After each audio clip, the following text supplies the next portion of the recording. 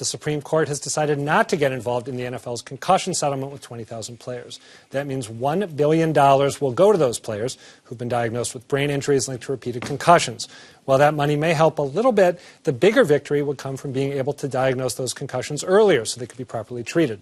Right now, getting an exact diagnosis can be tough, but as Stephanie Leiden shows us, a local biotech company believes they may have found the key in blood. Along with blocking and tackling, keep your leverage. Cambridge Ridge and Latin football coach Ryan Saunier teaches his players another fundamental: concussion awareness. We actually have to do a lot of coaching with the kids at the beginning of the year.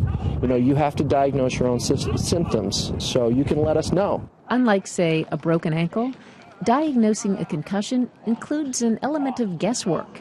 But just a few miles west of this Cambridge football field, a Lexington biotech company is touting what they say could be game-changing technology: a concussion blood test. There's 212,000 holes in that little square. Those holes are a kind of high-tech filter. Insert the disc into this machine and it can find what amounts to the equivalent of 1 grain in 2,000 swimming pools full of sand, a nearly invisible protein called a biomarker. The amount that's in the blood is such a small quantity that nobody could see it.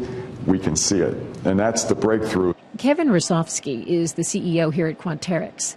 He says soon-to-be-published research from the National Institutes of Health will show that the blood test offers conclusive evidence of concussions and their severity. The information that's going to come from this study is going to be the first time they're going to be able to make predictions so that they can start to give the athlete or any patient some idea of how serious that concussion was and what's the likely time it's going to take for them to recover. The blood test also shows promise in measuring something more subtle than concussions: the impact of small, constant hits to the head any football player might experience. At Boston University School of Medicine, Dr. Robert Stern used the Quanterix technology to test the blood of former NFL players without a history of concussions. He looked for a protein called tau, something associated with degenerative brain disease. The more hits they had, the greater tau levels, which to me would indicate the greater amount of damage to their brains. The impact of that damage, memory loss, and personality changes may not show up until decades after a player hangs up his helmet. But Stern says a blood test would offer tangible proof of something that right now is invisible: brain disease. If there's a blood test that measures the progression of brain injury, could it potentially change the game of football? Yeah. And Stephanie Leiden joins me now. Stephanie, first question, obviously, is how soon people might be able to use this test to find out if they or their kid have a concussion. How quickly could this be on market? Well, it's a matter of kind of downsizing it. Right now, the machine that tests the blood is about the size of a washing machine. Quanterix thinks they can get it to a bench size this time next year.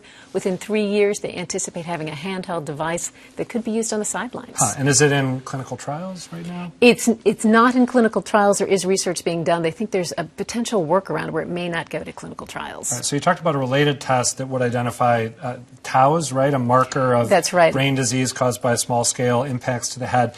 Would that test be able to identify brain disease in time to stop it or roll it back, or would it only identify that condition when it was too late to do anything about it? The hope is that something like a blood cholesterol test could be developed so that before a season, you might get your blood tested if you're playing a sport where there's a potential of head injury, and it would measure your tau levels against the norm, and at the end of the season you could see if it's risen. So it'd be a lot like that'd be a huge breakthrough, right? Because right now it's all about finding out after the fact. After the fact, right after death. So Robert Stern, the neurologist from Boston University Medical School, is doing a big national study right now. So he's hoping that research may contribute one day to something like a cholesterol test for brain health. Okay, and just briefly, we talked about this technology being used to identify 2 different markers. Could this be used to identify other conditions too?